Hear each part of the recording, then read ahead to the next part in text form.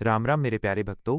आज हम बात करेंगे भगवान हनुमान जी की पूजा के उन विशेष नियमों की जो खास तौर पर महिलाओं के लिए महत्वपूर्ण हैं।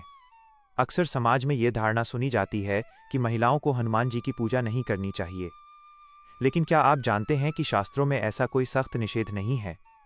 हाँ, कुछ परंपरागत मान्यताएं हैं जिनका पालन करने से पूजा का फल और भी अधिक मिलता है। यह वीडियो या ऑडियो स्क्रिप्ट विशेष रूप से उन महिलाओं के लिए है जो हनुमान चालीसा का पाठ करती हैं, मंगलवार को व्रत रखती हैं या शनिवार को पूजा अर्चना करती हैं। आइए विस्तार से समझते हैं इन 5 महत्वपूर्ण नियमों को, ताकि आपकी भक्ति और भी सच्ची और फलदायी हो सके। सबसे पहले बात करते हैं हनुमान जी के स्वरूप की। हनुमान जी को राम भक्त, बल और भक्ति के प्रतीक के रूप में पूजा जाता है।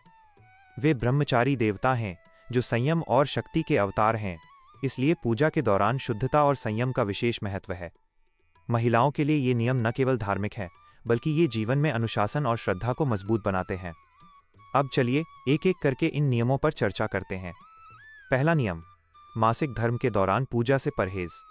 मान्यताओं के अनुसार महिलाओं को मासिक धर्म के समय हनुमान जी की पूजा नहीं करनी चाहिए। यह नियम सामाजिक, सांस्कृतिक और शास्त्रीय परंपराओं पर आधारित है। हालांकि शास्त्रों में इसका स्पष्ट वर्णन न होने के बावजूद ये एक प्रचलित मान्यता है जो शुद्धता पर जोर देती है। इस दौरान महिलाएं मंदिर नहीं जाती, न ही पूजा सामग्री छूती हैं। लेकिन इसका मतलब ये नहीं कि भक्ति रुक जाए। आप मन ही मन हनुमान जी का स्मरण कर सकती हैं। उदाहरण के लिए, हनुमान चालीसा के कुछ श्लोकों को याद करके जप करें। यह न केवल आपकी आध्यात्मिक ऊर्जा बनाए रखेगा, बल्कि हनुमान जी की कृपा भी प्राप्त होगी। इस अवधि में आराम करें, स्वस्थ भोजन लें और सकारात्मक विचार रखें।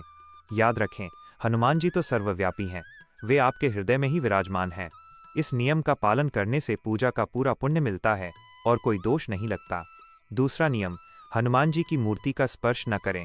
हनुमान जी के ब्रह्मचारी होने के कारण महिलाओं को उनकी प्रतिमा को हाथ न लगाना चाहिए। यह एक प्राचीन परंपरा है जो देवता के संयम को सम्मान देने के लिए है।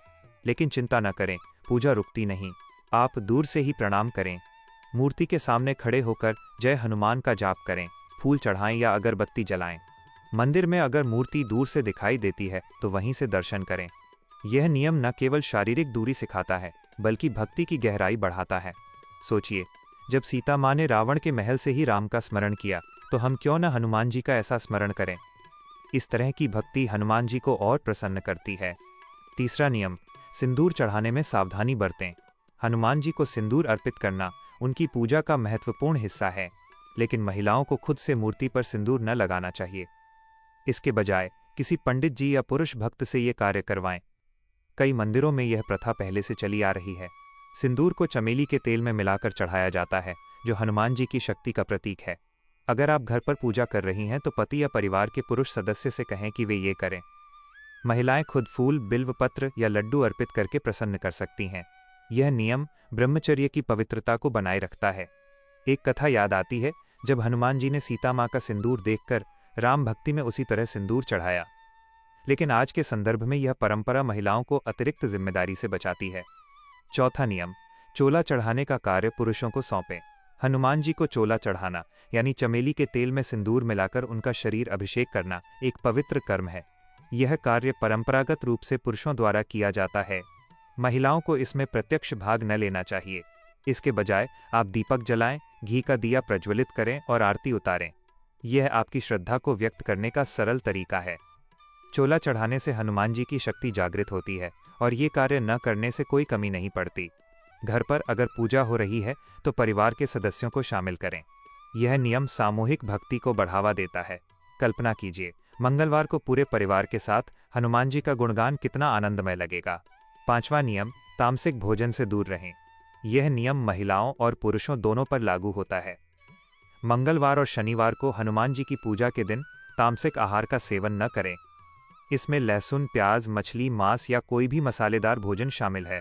इसके बजाय सात्विक भोजन लें, फल, दूध, दही, सब्जियां। यह न केवल शरीर को शुद्ध रखता है, बल्कि मन को भी भक्ति के लिए तैयार करता है। शास्त्रों में कहा गया है कि सात्विक भोजन से ही पूजा का फल प्राप्त होता है।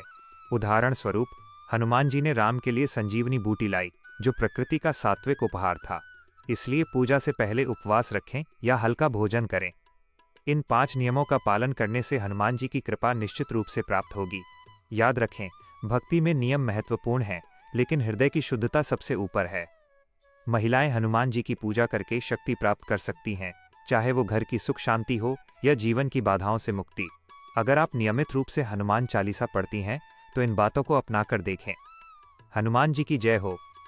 जय श्री राम। बोलो सीताराम। जय श्री राम। जय श्री हनुमान जी। राम राम। मेरे प्यारे भक्तों, हनुमान जी कृपा आप पर हमेशा ऐसे ही बनी रहें। बोलो सीताराम। जय श्री राम।